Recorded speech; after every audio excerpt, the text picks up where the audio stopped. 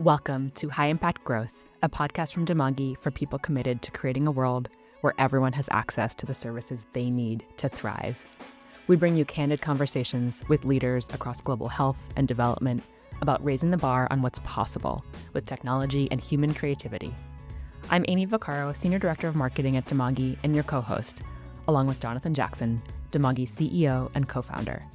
Imagine a country of 50 million people with only 50 psychiatrists. How do you close a massive treatment gap when the experts simply aren't there? In this episode, we're joined by Pavel Reppo, Executive Director of Finemind and CEO of Matchbox Fund. Pavel brings a unique dual perspective, bridging the worlds of grassroots mental health implementation in Uganda and trust-based philanthropy. We dive into how Finemind is upskilling health workers in Uganda to deliver evidence-based mental health care, why we need to measure life outcomes like school attendance rather than just depression scores, and how the Matchbox Fund is rewriting the rules on funding often overlooked but high-impact local organizations. If you're a funder looking for more equitable models or a program manager trying to scale with limited resources, this conversation offers rich food for thought. Enjoy. Welcome to High Impact Growth. Hello, good to see you both. So I'm really excited for today's conversation. I'm here with Jonathan Jackson, my co-host, very excited for this one. And we are so thrilled to be joined today by Pavel Reppo, who is both the Executive Director of Finemind as well as CEO of Matchbox Fund. So Pavel, you've just got a really cool dual perspective. I'm sure many other perspectives as well coming in as someone who's both implementing mental health programming in Uganda, integrating it with primary health care, and also funding organizations. So we're really excited to have you here and to learn from you today. I'm thrilled to be here. I think the other thing is I just became a dad, so let's throw that in the mix as well. That's the most important one. That was not something we talked about last time you were... No. So John, my baby boy Luca is about to be 4 months old. Congrats. So dadhood, dad jokes are in full gear. Wonderful, man. Oh my gosh, 4 months. By the way, as a quick aside to our listeners, I realized why dad jokes exist. So what happens is you start telling jokes that you think your kid thinks is funny when they're like 1 and 2 years old, and then you just never change your sense of humor. You continue to get older. So dad jokes be instituted, it actually be funny to a 2 or 3-year-old. I think you just lock in that sense of humor. I love that frame. Yeah, that's about right. Because even just the silliest little things make a 2-year-old laugh. If only we were all 2-year-olds. I mean, actually, in some level, we all are 2-year-olds. But You just gotta keep that inner 2-year-old, right? Oh man, well, congrats on that. And baby Luca, and I know you said he started daycare recently. That's huge. It is huge. He's been doing good. He's been sleeping. He's been tired after coming home. So kind of an unintended win from that. We're grateful. That's amazing. That's amazing. Oh man, and you must be exhausted having had him at home for 4 months as a newborn. My wife has been just phenomenal and taking over nights and been amazing. So I give her all the flowers. So she's been incredible. Awesome. Amazing. Women. It's incredible what we can do. Truly. After having a baby, I was like, oh my goodness. Wow. I'm seeing the world in a whole new light. This is incredible. All right. So Pavel, I'd love to start by hearing a bit of your why journey. Like what drew you into mental health work and how did that pull kind of eventually lead to starting Finemind? What were the pieces of the systems you were seeing that were missing? Give us a bit of your backstory. Yeah. I think the greatest kind of catalyst or lesson is that I have obsessive compulsive disorder, OCD. And at least my first memory of that was when I was about 13. It was a bit of a difficult time. My parents were in the midst of a divorce. My brother and my parents had some discord and disagreement. It felt like every day. And I had this fear, like, goodness, if I was to say something and to spark an argument with my mom and my dad, I couldn't live with myself. So I think the mirage with OCD is that you think you're in control. So I decided to isolate myself for this thought of if I'm not speaking with them, I can't burden them with another argument. But I think that kind of went a little too far. And OCD began with kind of the rote symptoms, hand washing, contamination, OCD. I would stand in front of the light switch up and down for 20, 30 minutes, washing my hands until they would kind of crack and bleed, looking for this just right feeling of they're clean. And OCD is an interesting animal. It doesn't necessarily leave you, it just kind of evolves. And I think you get hopefully some better skills to navigate it. So it's still a part of my life and a key part of my life. And I've been very grateful growing up in Colorado in the United States. I was born in Belarus, came here when I was a little boy. I've been afforded tons of incredible resources. I've been in therapy for a decade plus. I had an OCD coach at one point, friends and family that have just been so supportive and kind of gorging myself on books. When you look at other places across the world, we work in Uganda, they don't have access to anything like that. The system is in a really kind of infant place where you're kind of creating from ground up. So to me, being afforded so much and yet still having such an arduous and difficult journey, I mean, I truly felt some sort of a calling of goodness, these folks are struggling and are having a really terrible, difficult time, and they're not afforded access or treatment or services. And I think that was the greatest catalyst. In Uganda, I'll say one thing about that. I think, like many of us who maybe get into this field, I was eager to change the world, right? It's a little bit of a trite cliche. I didn't end up changing the world, but I had some friends who were working in Uganda. They were running a small organization called the Uganda Project, and they were supporting about a dozen young adults who were orphaned by AIDS. So providing basic education, expenses, housing support. And my friend at that point said, "Hey, they're doing this work. You should connect with their leaders of the organization. If it's a fit, you can come travel." And I was just like giddy. So I did eventually go for about a dozen days. It didn't end up changing the world nor the face of kind of Uganda writ large. But what happened is I kind of made a vow and a promise to myself of like, I have to go back. Any expense, it doesn't matter. I can't go once, take a good picture, feel good about myself. So now at this point, I've been to Uganda 11 times. It's in many ways my second home and kind of the nexus of mental health in Uganda. That's what materialized and brought forth the work with Finemind.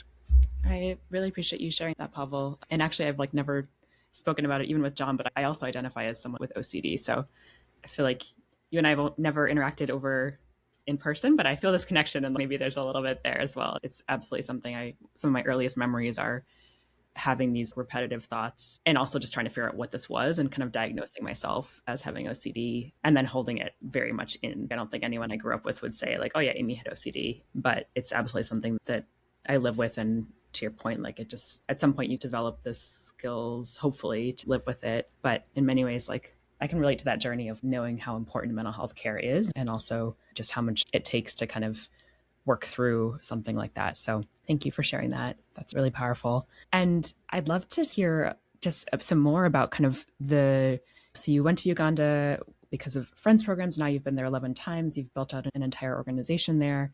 What have you seen in terms of what does mental health care look like in Uganda? I think you've mentioned a bit about just the inequity of like how it's set up and how the systems create space for it or don't. Talk to us more about what you're seeing on the ground in Uganda and how does what you're building play into that? You guys have had really incredible pioneers in the global mental health space.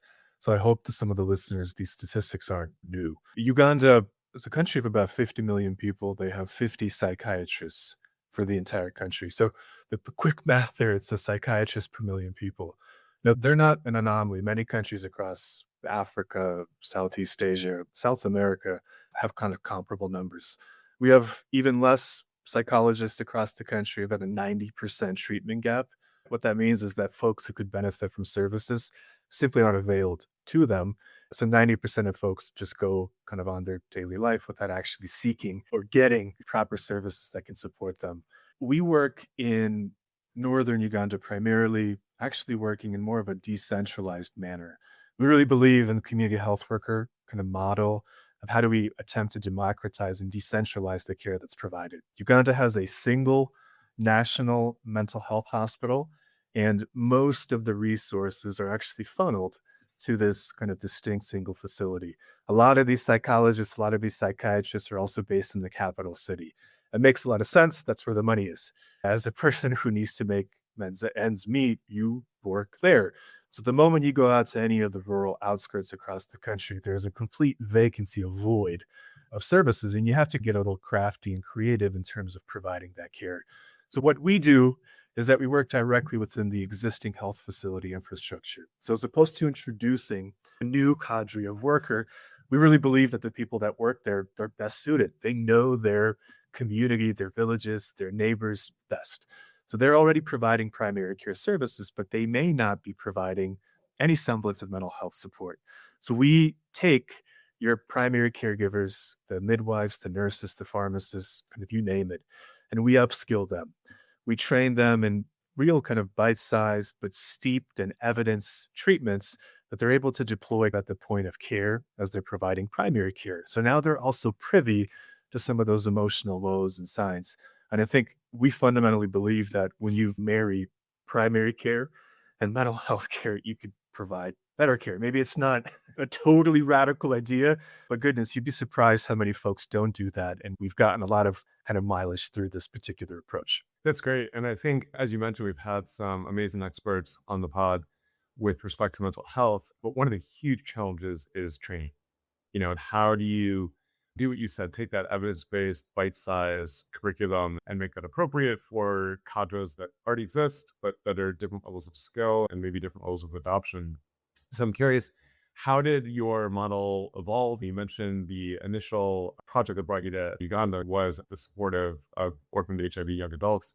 So how did you transition into that mental health care? And then I think a lot of people go through a kind of skeptical phase of like, oh, it can't possibly be the case that this little training can have this big of an impact. And then feels like everybody I talk to in mental health eventually comes to that conclusion. Wow, there's just so much that peer counseling and existing skilled workers can accomplish once supported to do. So I'm just curious if you could speak a little bit to how mental health became a focus and then how you've thought about the training and the evolution of your training approach. Sure, sure. I was in the midst of some jobs and Mr. Google became a forefront activity to do. And I think with my own journey with mental health, I was really particularly keen on looking at the global mental health landscape. When I started looking and seeing kind of these abysmal and absurd numbers of care, I was like, well, what is being done? Now, Vikram Patel has been on your podcast, and he's someone that I look up to. And I stumbled upon his work, frankly, and saw his TED Talk, and on a whim sent him an email. Introduced myself, and I said, Vikram, I really admire your work. I'd love to talk. To his benefit, he replied in 3 or 4 hours, and we eventually did have a call. And Vikram co-leads an annual course called Leadership in Mental Health by way of his organization called Sangath that happens in Goa. I was a part of that course. I was able to attend. And I think he was a bit surprised. When I arrived in India, we are all introducing ourselves, and you have practitioners and service providers, and then you have me. And I don't have a formal background in mental health, but I was like, I have to be in this room because the kind of the core ethos of this course is that you're trying to look at interventions, effective interventions that are being deployed in low income countries. So it felt like it was this thunderbolt struck me of, my good, this is exactly what I want to learn about. And here's a place where I can actually tussle and roll up my sleeves and learn. So I was there for 2 weeks learning about all these incredible interventions from some of the foremost leaders. And Vikram himself was having lunch with us and speaking and so forth. And we actually took a model that they had implemented. It was called the Manas model. Now, at this point, it might be 15 or so years old, but I loved the simplicity of it. It was a stepped care approach. It wasn't a one size fits all, which I think often you see in care. You have a treatment and you put all your eggs in that basket. To me, this felt really logical. Depending on the symptom severity, you start with a particular treatment. If someone doesn't fare well or needs more, you bump them up, you triage them to a more severe and intensive type of care. And they were really using a collaborative angle as well, working with the doctors and nurses and the specialists and health workers. So I was fascinated by this approach and started to them, nag them as gently as possible to see if they could send me manuals and if I could connect with their staff who were in fact providing that care. And they were so deeply welcoming and gave me everything. So we took all of those manuals, all of those conversations, and we started to adapt them for the context of Uganda.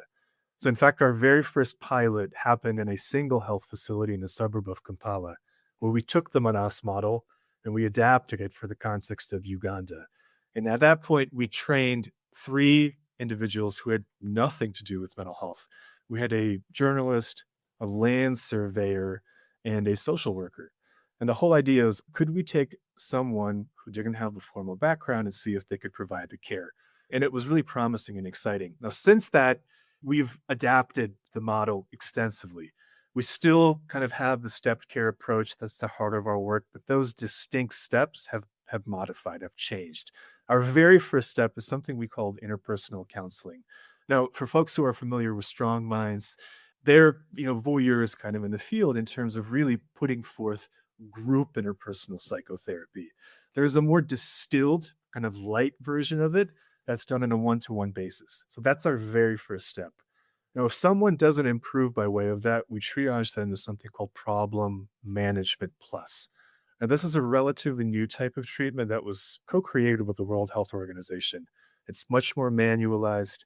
At this point, you're not only looking at depression, you're throwing into that mix adversity. And then if that's not sufficient, it's our responsibility to have a referral arm, folks that can provide more refractory support services that can lend to that. And then, John, I'll say one last point about the training. The training is tantamount, but I think even myself, when I got into the field, I was a little bit disillusioned of how can someone who is not a psychologist or an expert provide effective care. And what really became evident and true is that the system in Uganda, and frankly, even in the United States, you don't always need an expert for some of the issues or challenges you're experiencing. And in fact, I think when we all rush to an expert, we actually kind of bottleneck and overburden the system. And some of the basic needs that maybe we're going through could be ameliorated through a peer specialist or peer supporter. So we keep in our lane. It's strictly depression. We don't claim to cure all or heal. Crisis services fall outside the purview. We're not necessarily looking at schizophrenia or psychosis, but our training is a week-long training where we have role plays ad nauseum. In fact, some of our counselors complain about the role plays, but once they get into the field, they're in fact very grateful because they've had so much experience with maybe sometimes pushy examples. But again, we keep within our lane. Depression, the auspices, and then supervision is arguably the most kind of important glue to really creating a system that works effectively. That's really cool. I appreciate you walking us through those tiers. So kind of starting with interpersonal counseling, moving into like problem management plus, which is a more kind of intensive methodology, it sounds like, and then making sure referrals are possible and the importance of supervision there. I'm curious, like there is a lot of evidence supporting these peer models, right? That like a peer health worker can provide mental health care. And you've spoken a bit about there's resistance to that. What do you say, or why do you think that resistance exists? And also, what are you learning about what makes it really work? I'm imagining myself if I'm doing outreach, primary care, healthcare, what would it take for me to really learn mental health? I keep thinking like it really comes down to like taking care of my own mental health, right? And making sure that I'm in a good place to be able to support other people. But yeah, I'm just so curious what you've learned about what makes that work. Yeah, kind of give an example here from the States where we've had a bit of pushback, and then maybe what we've seen work well in the context of Uganda. We tried to take our model and work with an agency here in the States, and they were equally having a long, extensive wait list, and they could have benefited from a little bit of innovation and creativity. And I had someone in the organization that was really in belief, but supportive of the work that we were doing, and yet kind of their clinical person wasn't. And there was this consistent pushback, and I was equally aghast as to why. And I think what it kind of boils down to is that this person has gone to school 10 plus years, 15 years. They're kind of imbued this expert title. And all of a sudden, here we come knocking and say that within a week, our peer supporters or our peer specialists can help, can provide some care. And there was this kind of unspoken, but he sometimes spoken kind of territorial nature of you can't say that you can help. I've gone to school for X amount of years and I am the expert. And oddly enough, I think the United States is actually far behind many of the other countries who are taking head on this peer specialist community health worker model. And for whatever reason, we've been very reluctant and hesitant to adjust, to acquiesce to some of this remarkable research that's coming out from all over. I think what works in Uganda is that these folks, they're your midwife, they're your nurse, they're your data clerk. This is a person that you live with. It's not a person that, in theory, comes in with a white lab coat or a jacket. They're not imported, they're not parachuted. It's someone that you know intimately well. And they're already kind of developing a relationship and rapport. And that seems to have cut through some of that noise. And it's also really key for us when we engage in new communities, we never tell someone that they have a problem or they have a disorder, that you have depression. We really intentionally try and couch it under stress. And when you talk about stress, it becomes much more of a universal concept that, goodness, we all contend with. And in Uganda, kids' school fees or folks might be in job transitions. When you use those as anchors, all of a sudden that kind of touches everybody. And we try and invite them to just share a little bit about their story.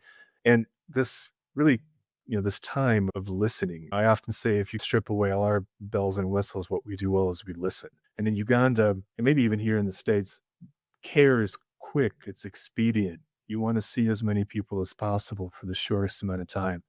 And what we've tried to do is you sit with someone for half an hour, 45 minutes, and you genuinely listen. And it's astonishing how much progress and how much trust you're able to build from that patient provider relationship. And we've seen really incredible impact from that. Yeah, I think that's really well put. The power of just opening space, being there to listen, and like listening with love, I imagine too, right? And an open heart can just be so powerful. And Pavel, to build on that anecdote, I'm curious, as you talked about in Uganda, you have referrals for the more significant cases. Obviously, that's absolutely critical to peer programs. In the clinician you're referring to here in the US, were they simultaneously acknowledging just like the ridiculous volume of demand they weren't able to get to and like the huge burden that existed within their patient population? Like, I completely understand the skepticism or the kind of expert reaction, but at the same time, most clinicians I've talked to are just like, yeah, I mean, it's just crazy out there. The unmet need is so high, you would figure, yeah, there'd be some inclination to innovate in that context. I wish she was a little bit more conscientious of what was happening. We had calls with her, and I think she was excited to hear a little bit about the work, but then kind of in the back end, very much a lot of pushback. So as much as there was this extensive wait list, I felt like she had a very difficult time of going outside of the parameters, the boundaries of what she was accustomed to. And it didn't feel like a radical deviation of the norm. When again, so much research has truly underscored the incredible impact peer specialists, community health workers can actually avail to folks. I was sorely disappointed, but maybe not as surprised as you would think. So, Pavel, one of the things that you mentioned as we were discussing kind of threads that are alive for you right now was around being based in the United States and creating an organization in Uganda and cultivating leadership in Uganda. I'm curious, like, how do you think about ethical leadership in that context of avoiding this transplant leader or like the white savior or any of these kind of complexes that can be real, and instead sort of invest in building deep local wisdom instead? I think that's a question that many of us should take on and really sit with a while for folks to get in this space.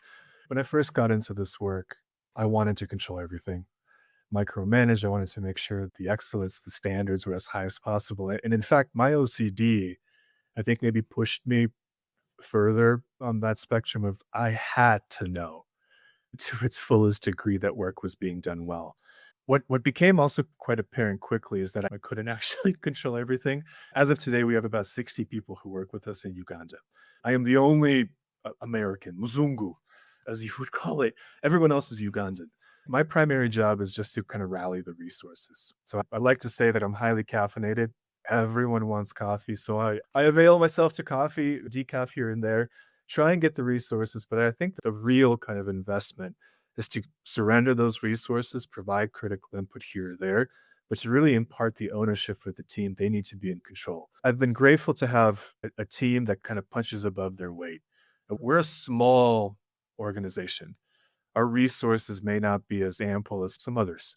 So it's critical for us to source people that have the enthusiasm for the work, but maybe where the skills can also be taught, not vice versa. And I've always really held true to that adage. If someone is excited and we can find and really churn that excitement into something profound, that's where we get investment and commitment and support.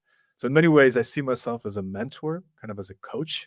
And certainly there might be things where I go off the path a bit, but I also try and remind myself that if a decision was made by the team that I might not be in full agreement, and let's say it costs us some money, that's okay. I think in the greater kind of purview of things, that lesson, the ownership, the stake that they have in their work is going to pay off exponentially more than I have. And going to Uganda nowadays, I just get to have fun. The team is excited to see me. And I try and really do a lot to strip away the power that I have. Here I am coming in, visiting the team. I think there's a little bit of you sit taller in your chair. So I try and really lean into being as silly and goofy as possible to do away with some of those barriers that they see in like Pavel's coming. No, I actually don't know what's best. As long as I live, I will never be Ugandan. And if I live to be 1,000 years old, the culture will still evade me.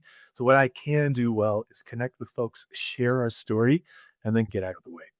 I'm sure that the newly forming dad humor it probably helps with this over the last 4 months. I've not yet deployed that yet. I'm hoping to be back here in a few months, and they better watch out. It's coming in hot. So I'm curious, technology is a key element of what we talk about on this show, data measurement, monitoring, and evaluation. I know you've invested heavily in really thoughtful monitoring and evaluation infrastructure, and that's something that we've worked with you on as Demangi.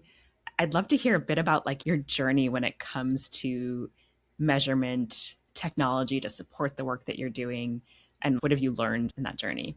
This has been maybe the single most important thing that as an organization we do, maybe the single most important lesson, and it continues to provide learning. We started our measurement journey with Kobo. The Kobo Toolbox is a free service that is developed by Harvard academics to be used in kind of humanitarian settings. And it served us for a while, but then we outgrew it, frankly. The influx of clients, the case management piece was just absent, and a lot of kind of external software engineering to really MacGyver it to make sure it served our needs. It just became too much. Demagi and ComCare specifically, it's been a godsend. Goodness, we collect data every single session, every single interaction we have with the client and the patient. And I'm really proud of what we're collecting. Now, when it comes to mental health, you're certainly interested in the depression severity pre and post, but we've tried to take that a little bit of a step further. And in many ways, the global mental health field is this Wild West. I think a lot of funders are a little bit reticent to engage because they're not quite clear how to put a monetary value to the impact of someone who gets mental health treatment. So not to say that we've figured it out, but I think we've really tried to. So in addition to the PHQ-9, which is maybe the kind of the standard, we're also looking at how does depression in fact impact your daily functioning. We're also looking to streamline and really understand the severity of suicide risk. Now, those are in the auspices of mental health, but then looking at how does it impact your life satisfaction and potential spillover effects. And we're really excited to see when someone receives mental health treatment by way of our work, are their kids able to attend school at a higher rate than they did prior?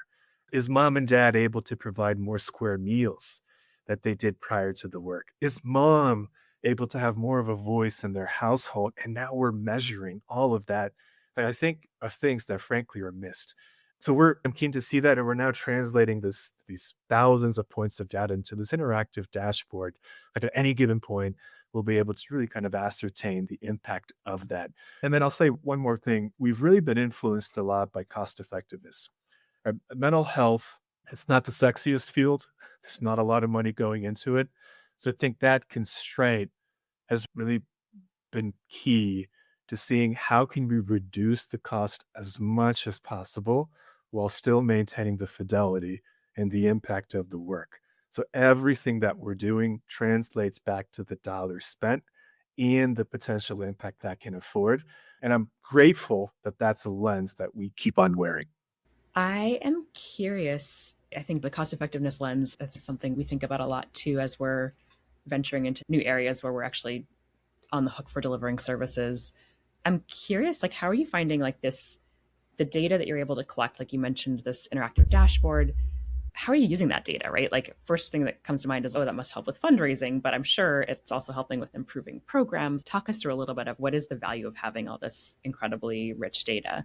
Yeah, I think there are three distinct value adds from all the data that we collect. I think the first one is that it informs how we should keep our team on track.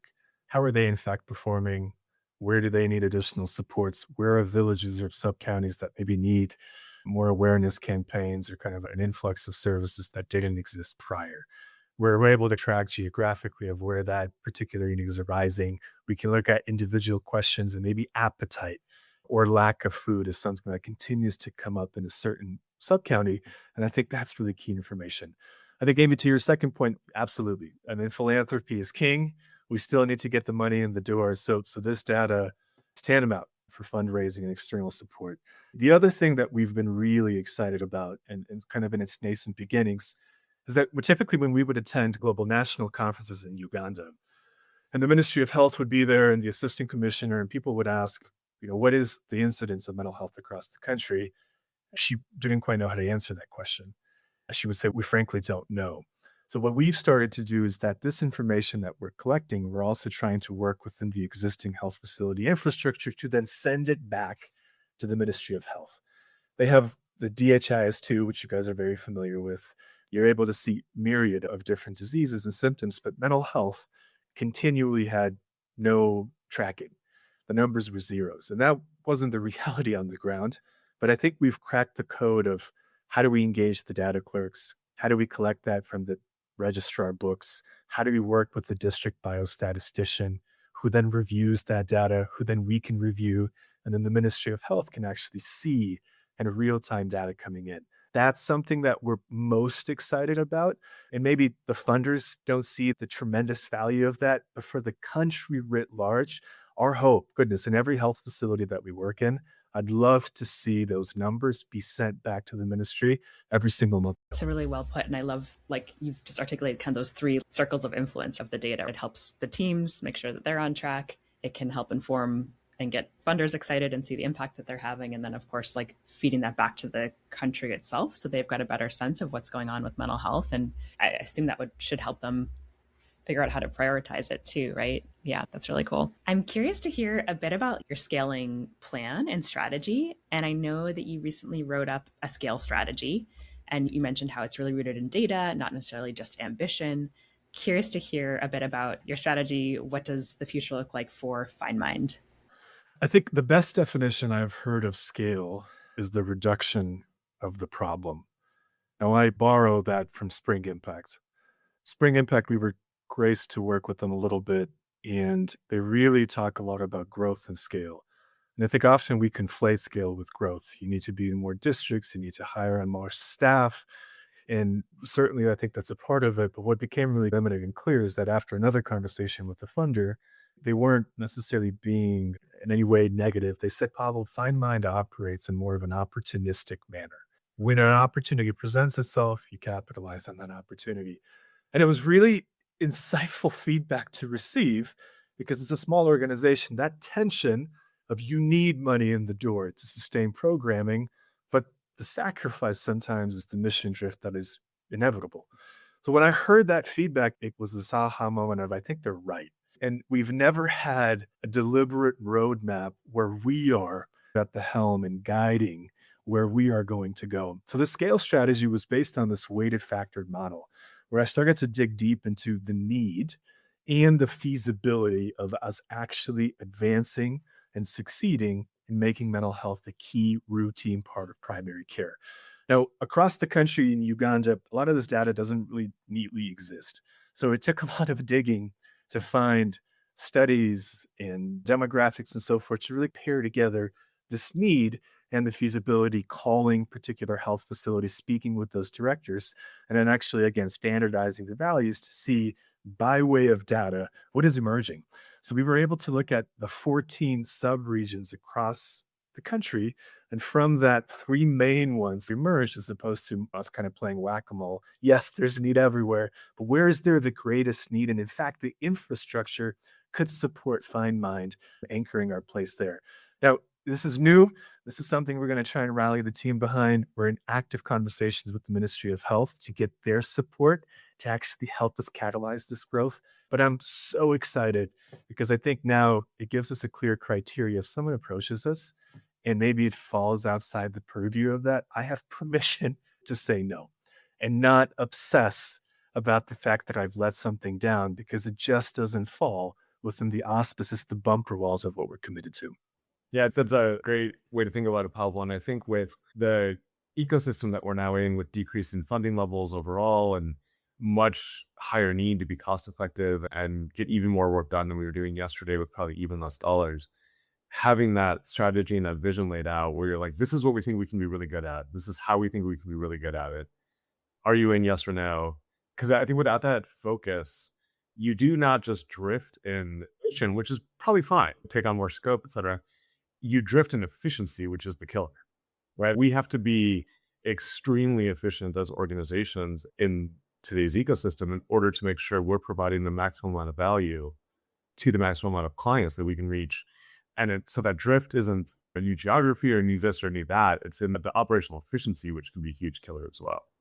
So you talked a little bit, and we asked you about like kind of the data that you're collecting and then how it's used, which I love that answer. And as someone who works on ComCare, I appreciate you just sharing your experiences with ComCare. I'm also curious to hear how you're seeing tech as part of the day-to-day service delivery operations, right? Not just as a means to gather the data and report on it, but how are your teams using technology, be that ComCare or other tools? And how do you think about that role of technology in community-based service delivery, especially when we're thinking about cost effectiveness, quality of services? Yeah, and then now in this age of AI, there's always this question of what if could we just replace the human with an AI, which of course is something we speak a lot about against as Demagi. But I'm just curious to hear, you're thinking about what does the tech look like when it comes to the day-to-day interactions your teams are having? I was listening to the previous episode with Kevin Starr. Obviously, I'm kind of a giant in the field. And I'll paraphrase what he said, something to the effect of, if you can't do it with pen and paper, you have no business doing it with technology.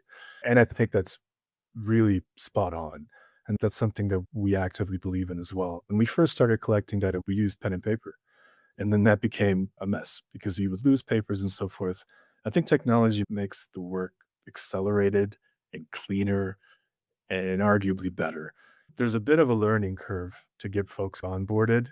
And that's an investment that sometimes I've actually overlooked. Folks who maybe don't have the fluency, the tech fluency that I'm accustomed to, it takes a lot of growing pains to make sure that those errors are vanquished. When I'm really bullish and excited about it, and we're actually doing this with you guys as well with Open Chat Studio, is to develop kind of this coach.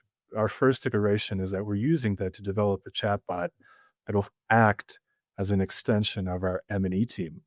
So as we continue to grow in terms of our counselors, some of those questions don't need to be triaged to Sam or Pamela, who act as our M&E team. Some of those questions can be asked via the chatbot, and that chatbot can provide immediate answers that are as robust, as clear, as thoughtful as Sam could be. So we almost have a working prototype of that, which is so exciting. But then I see there's so much. Can we use technology to offload the in-person supervision and see if AI can kind of be this bridge and really giving you a case or a sample case of someone struggling with a mental health condition or problem and seeing if you could liaise or interact with that chatbot. And then that provides feedback to you after the fact. I think that could save a ton of time. And then maybe down the road at some point, I think some of the lower level needs, I'm particularly curious, and I know this is a bit of a hotbed right now, of if AI can provide some of that early help. Not to say that you're offloading all mental health treatment, but I think with the proper scaffolding and supervision, I think there's a world where AI can be doing more.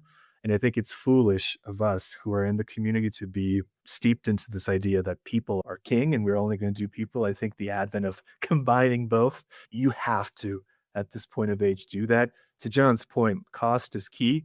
And if we are ever to achieve scale, you have to think about technology and everything that you do. I appreciate like your optimism about AI because I agree there's just so much potential. This is just like a random anecdote, but recently I had some lab work done. I have relatively like elevated blood sugar, so I was just looking at my A1C because I want to hold myself a bit accountable to that one. And I did some other lab tests, and I asked my doctor, I was like, "Oh, what did you see in this?" And she's very busy, right? And it was her assistant that wrote back, and she said, "There's nothing alarming at this time," something like that, and that was it.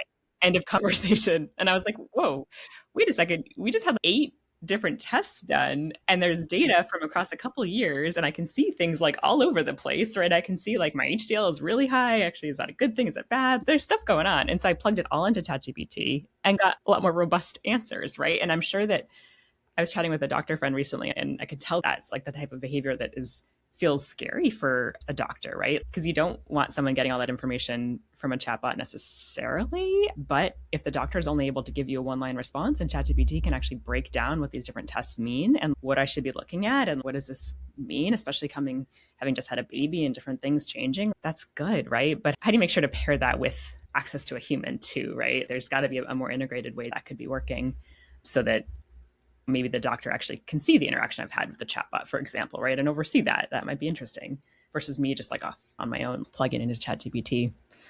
I love that.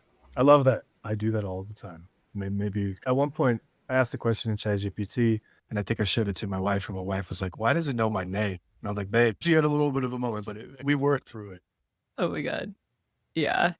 It's wild. It's wild times, but it's really powerful technology for sure. So I want to shift a little bit. And these last questions, we've been kind of taking your angle as somebody who's building programs in Uganda. I want to shift and hear a little bit about your role as a funder. And maybe start with just telling us a bit about Matchbox Fund, why you started it, when you started it, what kind of journey you've been on there. And then would love to ask you a couple of questions about that as well. God, I'm so excited about what Matchbox Fund is doing. We effectively launched in May. So, gosh, 7 months or so into the working.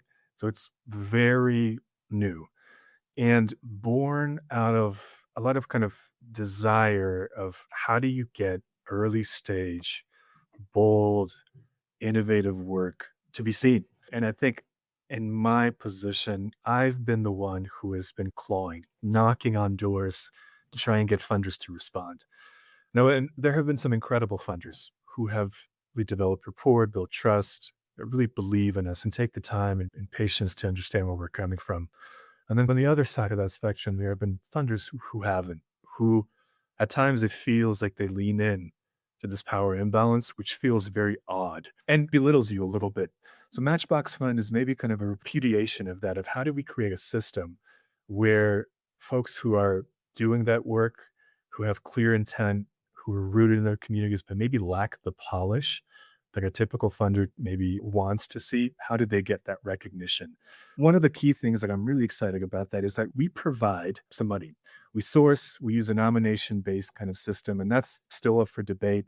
An open call, certainly I think at get-go seems to be very equitable, but when you have hundreds or thousands of applications pouring in and you're selecting a handful, I don't think that's equitable at that point. Neither is a nomination-based system because I think there's inherent bias built into that. So we're still trying to evolve what that looks like. But what I'm really committed to is that I'm trying to build out a funder network. So in many ways, like the Plus One Global Fund at Roddenberry Foundation, they had a really thriving funder network where once you were in their family, there were already committed funders where you didn't have to jump through any new hoops. And those funders, because they believed you, they knew your vetting, they knew how credible you were as a funder, they were that much more apt to then give. So I'm doing similar.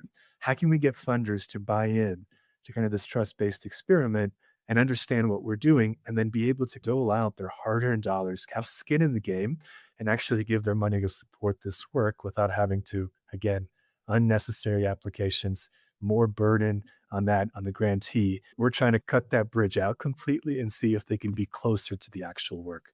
It's been interesting. It's been an early process. We have a couple of commitments from new funders, which is a little bit of an experiment. And I'm hopeful that in the next few months, we have more that come in. That's great. And what types of projects, organizations, profiles is a fit for?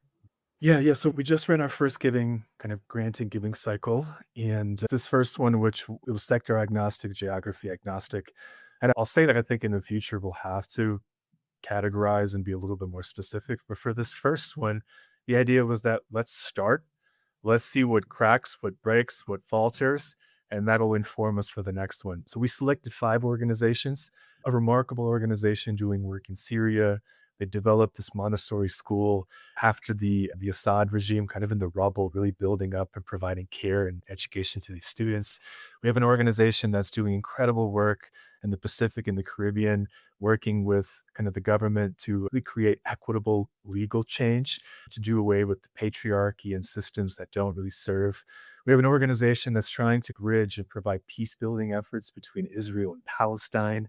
So I think we see ourselves as more of this kind of exploratory or experimental fund that, again, some of these organizations would have a heck of a time garnering the support from bigger funders. But if we can invest, if we can be a little bit more high touch, and then also create a pipeline of some of those bigger funders, goodness, I think we can see a trove of real incredible innovation coming into the field. That's so cool. And sounds like you've already found a handful of really interesting organizations. And I love this idea of doing the work to find the organizations that like maybe aren't in that mainstream kind of funding pathway already and potentially getting overlooked for various reasons. You talked a little bit in your email to me about responding to unsolicited outreach with dignity because you see yourself in it, right? Having done it for many years with Finemind. What does it mean to be a true steward of philanthropy? And what would a more honest, trust-rooted funding ecosystem actually look like? Gosh, I wish we thought more about that. So we had 20 nominees. We selected 5 organizations. I made a vow to myself to provide detailed feedback to all 20, not just kind of the canned email of we regret to inform you, so forth and so on. I provided feedback about the bright spots, places that they could potentially improve, possible connections and recommendations elsewhere. And you would be surprised at how many emails I received back of folks just genuinely thanking me. We've never received such feedback. This feedback is actionable. And it felt shocking that even that low bar of providing feedback that could be actionable and operationalized was something that they were grateful for. That there was a dialogue, that someone on the other end was in fact responding to them. So that is key. Without feedback, I think that's the field falters. You need to demand feedback. And if it's not there, there's something wrong with the system. We're a smaller funder, and every morning I wake up, I get a few unsolicited cold emails. And I can only imagine that if you're a bigger funder, how many more you get. And I have this kind of twinge of how do you respond with grace and professionalism and respect? And I think first and foremost, you have to respond. But second of all, I'm constantly mulling this idea over of, do we have an open application? Do we have a nomination-based system? Or is there something else that I've not yet come across? So what I've done is I've tried to crowdsource the answer from them. So I ask them, I ask the people who have emailed us, essentially saying, hey, we're not in a giving cycle right now, but what do you think is a dignified system? How do you think we can scheme up or dream up a system that can include you while still having this discernment that not everyone can get the funds? And it's been fascinating to see the responses I've gotten. And let alone that in and of itself, people are just like, I feel seen. You've not ignored me. You've actually brought me in. I'll say one last thing. We're also trying to create more informal, free masterclasses. So if it's M&E related, if it's fundraising related, finances, at that point, we don't need to pick a select few. Everyone can be a part of that. And I think they're able to get value from what Matchbox affords and provide. I love that dissemination of knowledge. Pavel, thank you so much for your time today. You've given us so much to think about and reflect on. And I just appreciate your candor and your leadership as well, and your approach to all things. So I know that our listeners are going to get a lot from this conversation. Thank you. Thank you so much. Thank you guys so much. Thanks for being here, Pavel. It was awesome. Appreciate you guys. Thanks. Thank you so much to Pavel for joining us today and being so candid about his journey into this important work. And thank you for listening. I'm sharing a few of the many lessons that I got from today's conversation. First, we have an opportunity to rethink who is qualified to care, inspired by Finemind's approach and informed by the work of Vikram Patel and others. By integrating mental health into primary care and trusting people the community already knows, like nurses and midwives, we can bypass bottlenecks, build trust, and expand capacity for important service delivery. Second, think carefully about what you measure. Pavel shares that it's not enough to track clinical scores. We need to look at functional recovery, our families eating square meals, our children back in school. By taking a broader approach to impact and the ways that our health influences more systemic outcomes, we can build more impactful programs and better rally resources to invest in them. Third, Pavel shared a powerful definition of success. Scale is the reduction of the problem, not just the growth of your organization. Whether you're implementing programs or funding them, we need to focus on solving the issue, not just growing the services we're delivering, even if this means staying small and specialized. And one final takeaway, Pavel demonstrates exactly how to turn a challenge into a spark for impact. My coach once told me, let's turn your trauma into your superpower. And Pavel's story is an incredible model for that. It's a powerful reminder that our personal struggles can often be the fuel for our best work. That's our show. Please like, rate, review, subscribe, and share this episode if you found it useful. It really helps us grow our impact. And write to us at podcast@demangi.com with any ideas, comments, or feedback. This show is executive produced by myself. Parthana Balachandar and Michelle Avalencia are our editors. Natalia Glowacki is our producer. And cover art is by Sudhanshu Kanth. A final note in the spirit of transparency. We use AI to assist with guest research, copywriting, and post-production so a small team can produce a high-quality show. All AI-assisted content is reviewed and edited by humans, and we retain full responsibility for what you hear.